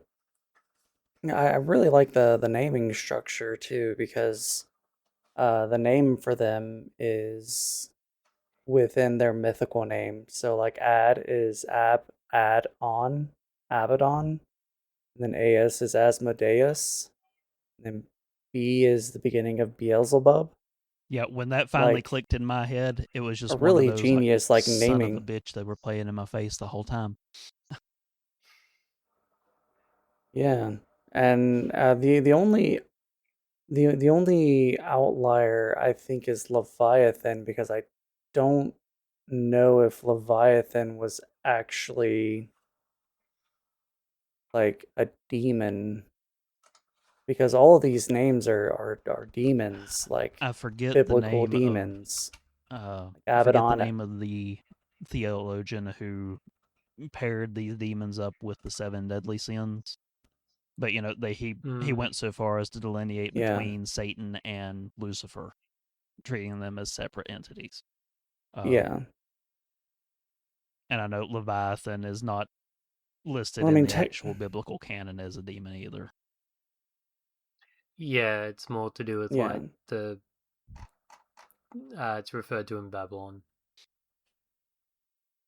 in the Bible. But yeah, Abaddon is not one of the 7 deadly sin demons. I think it's considered to be in charge of the bottomless pit, i.e. the void.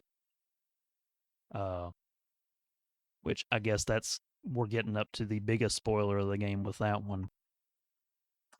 But before we get to that, in order to unlock the truest of the endings, after you've got all the void items, you have the wings, you got the sword, you have the void memory, you have to make sure all of the traitorous void lords are dead. So that means killing the booby snake in Aes's domain because that is the last remnant of Aes.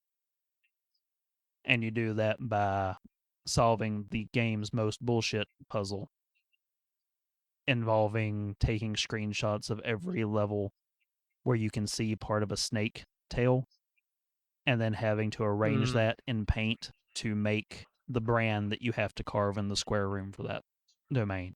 It is such a bullshit puzzle. It is the only one in the game that I truly hated involved in all this.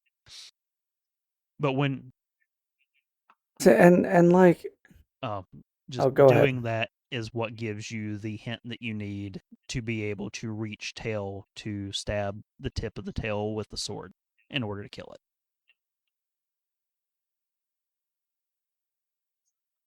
Okay, so my question is like how do people figure this out? Like, because that seems like a really big thing that someone would have to do. But with the way that this game plays, it doesn't seem like it would. I mean, how does one? Oh, go ahead, because I was just like, how does one know to take screenshots of all 255 well, not all floors, 255, or not just the ones with and they're a all snake within tail? that same But like, domain. how would someone with the void memory? If you talk to one of the eggs in the room with tail, it will say the hint, which is, the mural's broken, but the tail used to outline the brand.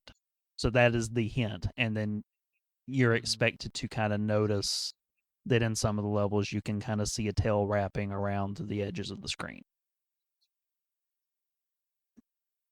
It's a very bullshit puzzle, though. So then how do you know to take screenshots? By this point, they're just hoping that you're going full crazy with it. This game was intended to be like the deeper puzzles to be solved through like kind of collaboration amongst people who are all playing it at the same time, being like, hey, I noticed this thing. Not necessarily one person going full autist on it, trying to unlock all of its secrets by putting all of this stuff together single-handedly. And the developers actually encourage, play this as a group amongst people who are experiencing it at the same time. And again, it feeds into that like nostalgia factor of Pokemon. Once again, you picked the best example for it, Fenris. How the hell did we, or I was 6, but how the hell did we as kids without good internet know that Missing No existed and we could duplicate our items 99 by sailing up the side of Cinnabar Island after talking to a guy in Viridian City, having the 6th item in our inventory being the one that goes for 99. Like, yeah, or avoiding the getting playground the chatter. SSN so that you can push the Yeah, truck Mew off under the truck. Yeah, and that's totally how I got my Mew. I never got Mew. I read somewhere that you could use strength on the truck in Viridian City, and it is an never absolute worked. lie, but I was the only kid at my school who had Mew because none of my friends knew I had a Game Genie. But I perpetuated that lie for all it was worth, and then I would beat them with my Mew and ruin their days whenever they couldn't get the truck to move. I don't know, man. It just worked for me. But yeah, it just feeds into how much the developers actually care about the player base, that they're encouraging that kind of collaboration that is so nostalgic of those 90s games. But getting that brand is the most bullshit of the bunch, and it's the only one of the full game puzzles that I actively disliked. But after you kill Tail, yep. But you after did you it kill anyway. Tail, then you go forward to kill Gore. Your second time through, Gore is going to be missing, and B will be there. So you have to go through a set of hidden holes called, by the fandom, B's Stinky Hole. Because you see stink lines coming up from one of the holes, and then you progress through a series of levels where you have to find the tile that you removed to get the stink lines to go down further. where you get another boss fight. And once you have killed Gore and Tail, now you can do the ultimate game break and go to level 000.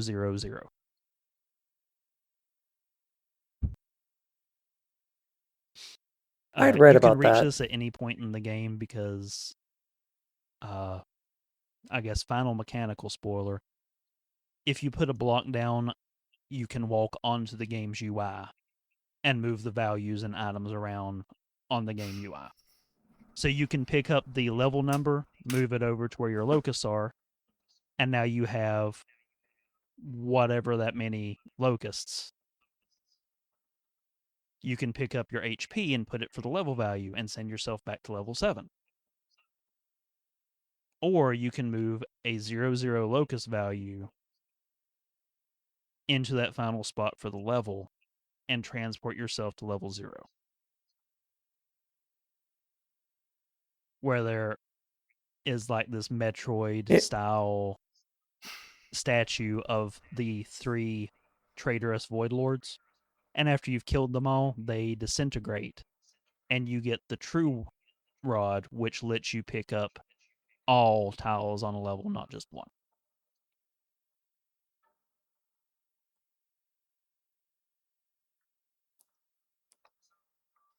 So, after playing this game, I did a very tiny amount of research. Does your health ever increase if you are not voided? One room where there is a single tile that there's nothing bringing attention to it, that if you pick up that tile, it will spawn a succubus, which will cause your health to raise up to 23. Yep. From 7, correct? Because, yeah, I believe 7 is the only HP and that you've got. the only reason that it's 23 is because if you do that step on the UI trick in the 200s, the game, if you pay attention, skips level 223. You go straight from 222 to 224. That is because in Sif's domain, you do not get that square room to put in a brand. If you take your 23 HP in the 200s and move it to the level number, that takes you to Sif's void room, where you see all the statues in the game, and there's one standing out in the middle of it, and if you just push it back in line with the rest of them, it unlocks access to a chest, which will give you 99 locusts.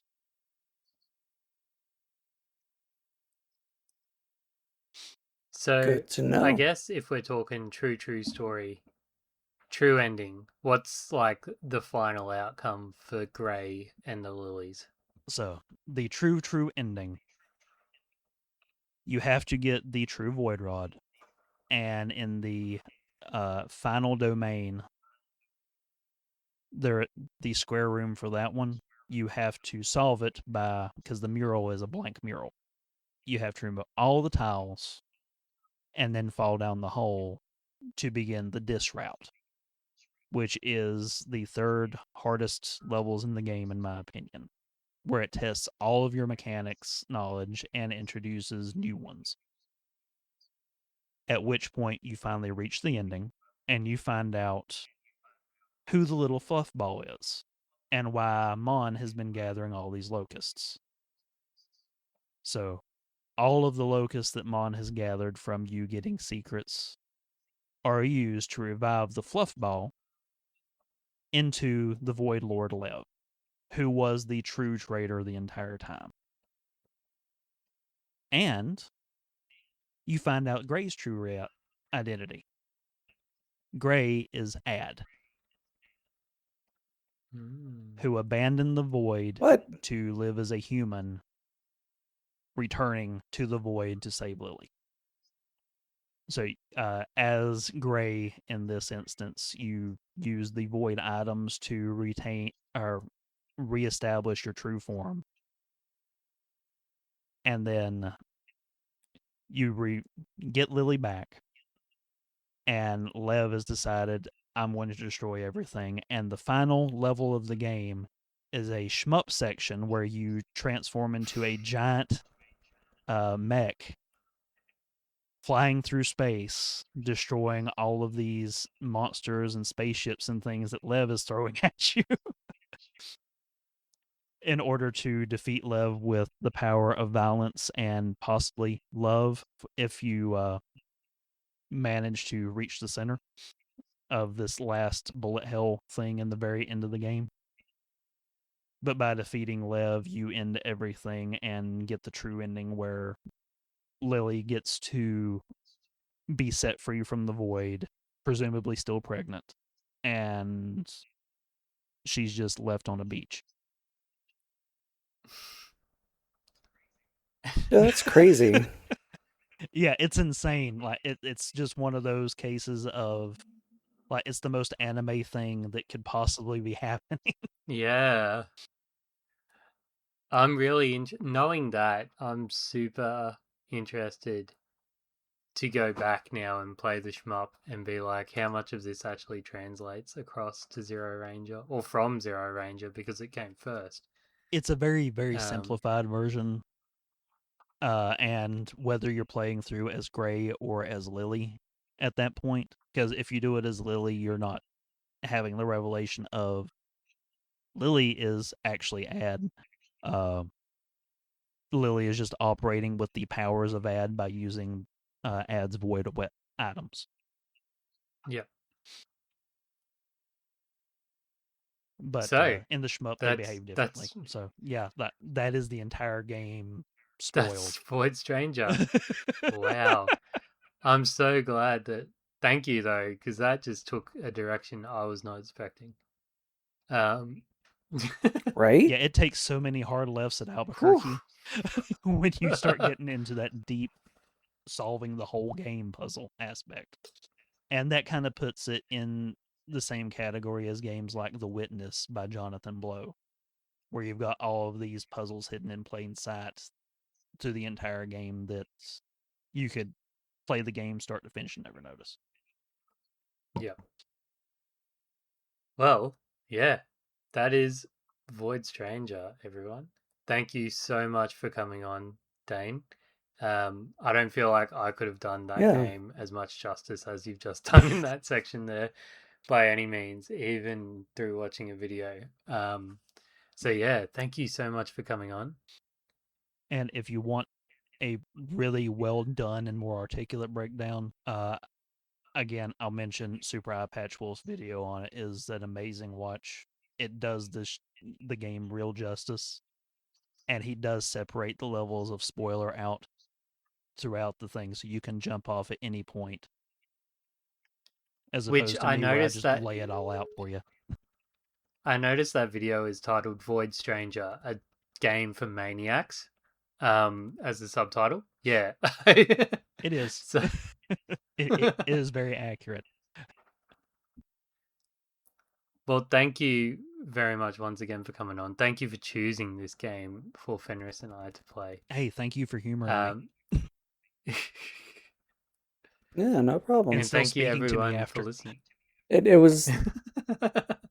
I mean, I had a feeling of what I was getting into, because I choose to go into all of these games as blind as I possibly can, but because it was something that you recommended, I had a feeling of what I was getting into. This is either going to be brutally difficult or painful to set through. There's not really much in between.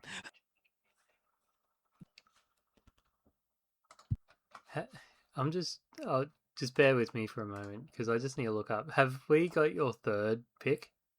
Because I remember Kana's. Oh yes, we do. Yeah. It was DMC No. Devil May Cry. Oh yeah, no, there was another one. It was a free game. Oh yeah. Sorry, I'm just jumping in Infinite Backlog. Descent. Yeah, that's it. Oh, okay. So you've set a precedent. So Hey, you can knock that one out in 30 minutes. It's not that bad. Okay.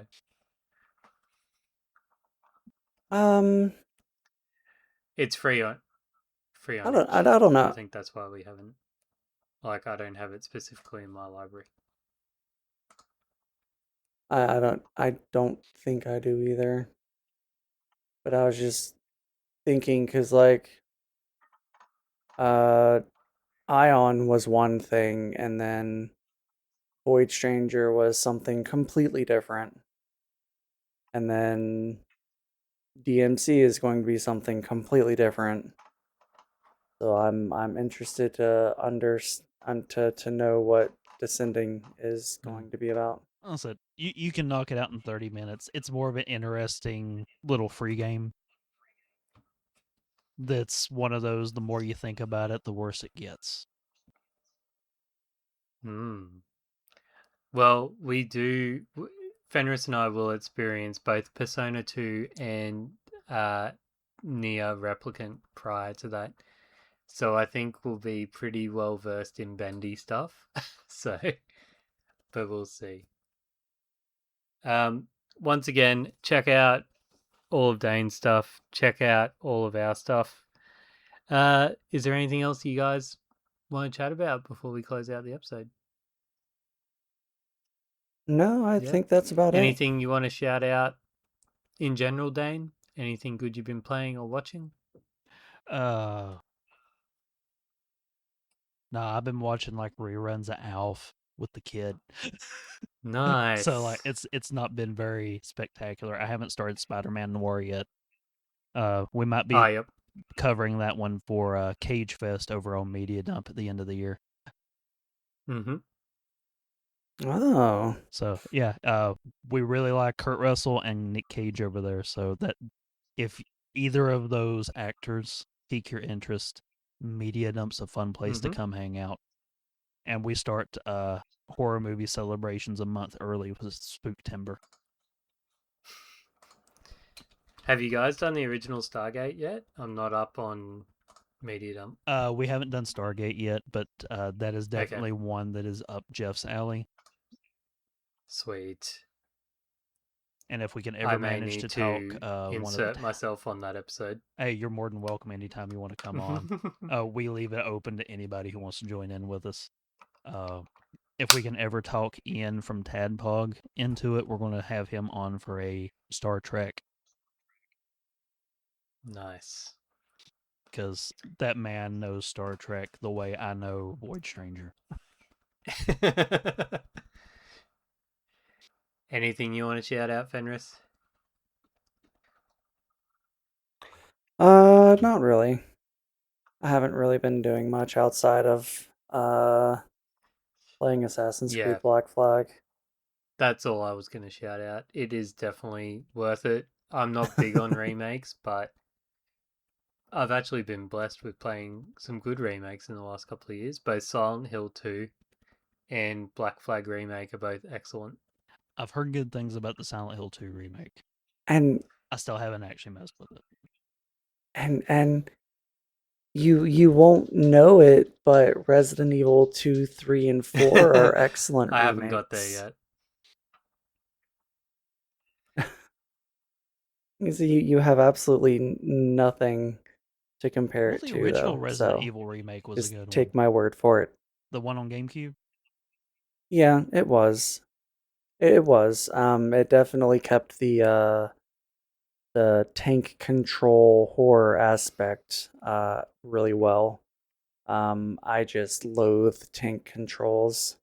So and static cameras Apparently are not you can fun. turn it off in the PC version. Boo. For like the remake. If you play the 2018. Oh no, not 2008 remake. The remake of the remake. Yeah, because they remade it for the GameCube, and that's where they did all the updated graphics and stuff, and then they re-released the update or the remake or whatever for computer. That's probably where they added a whole bunch. See, I'm of old enough. I don't stuff. mind the tank controls. That never bothered me. Well, they don't bother me, but as someone who has played a lot of games with tank controls, like, Tomb Raider and Resident Evil and pretty much anything on the original PlayStation, like, and then comparing that to the games we have now, it's like, why did I ever like this? It has its place, in my opinion, like for a horror sort of game, because it kind of does restrict the versatility of your movement. That's fair. Yeah, in a I'll give adventure you game that. like Grim Fandango, though, it's just troublesome and annoying. And the only upside of it in a game like Tomb Raider is precision platforming. Because it's not a super fast platforming. You just want to make sure that you're lined up perfectly to make those jumps in that one. Mm-hmm. And if you don't, then Laura's pyramid titties are going to be square. All right. Well, we opened with titties, and now we're ending with titties. So thank you, Fenris. We didn't even plan that. Oh, we did, didn't that's we? A fun bookmark. Or Full bookending. circle. Yeah. Boob ending. Excellent. All right. Thank you, everyone, once again for listening to Spectre Approved. I am Adam. I'm Fenris. Mr. And Puzzles. you are? All right. See you next time, guys. Bye.